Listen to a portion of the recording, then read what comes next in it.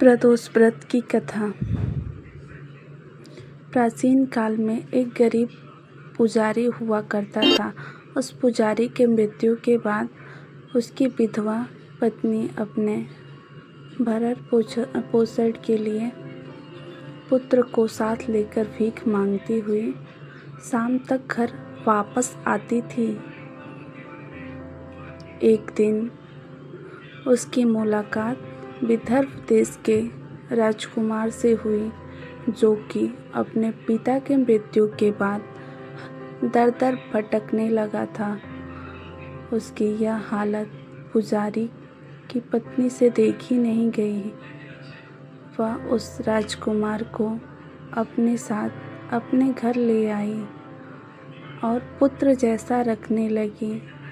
एक दिन पुजारी की पत्नी अपने साथ दोनों पुत्रों को शांडिल्य ऋषि के आश्रम में ले गई। वहाँ उसने ऋषि से शिव के प्रदोष व्रत की कथा एवं विधि सुनी तथा घर जाकर वह भी प्रदोष व्रत करने लगी। एक बार दोनों बालक वन में घूम रहे थे।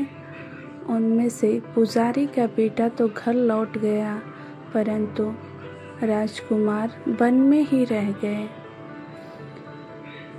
उस राजकुमार ने गंधर्व कन्याओं को क्रीड़ा करते हुए देखा, उनसे बात करने लगा। उस कन्या का नाम अंशुमति था। उस दिन वह राजकुमार के घर देरी से लौटा। राजकुमार दूसरे दिन फिर से उसी जगह पहुंचा जहां अंशुमति अपने माता पिता से बात कर रही थी। तभी अंशुमति के माता पिता ने उस राजकुमार को पहचाना तथा उनसे कहा, आप विदर्भ नगर के राजकुमार हो ना? आपका नाम धर्मगुप्त है। अंशुमति के माता पिता को वह राजकुमार पसंद आया। उन्होंने कहा कि शिव जी की कृपा से हम अपनी पुत्री का विवाह आपसे करना चाहते हैं। क्या आप इस विवाह के लिए तैयार हैं? राजकुमार ने अपनी स्वीकृति दे दी।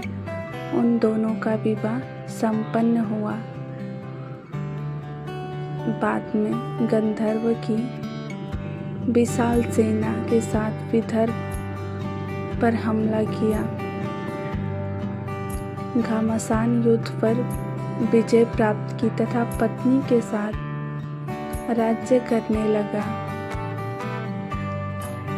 वहां उस महल में पुजारी की पत्नी और पुत्र को आदर के साथ ले आया तथा साथ रखने लगा।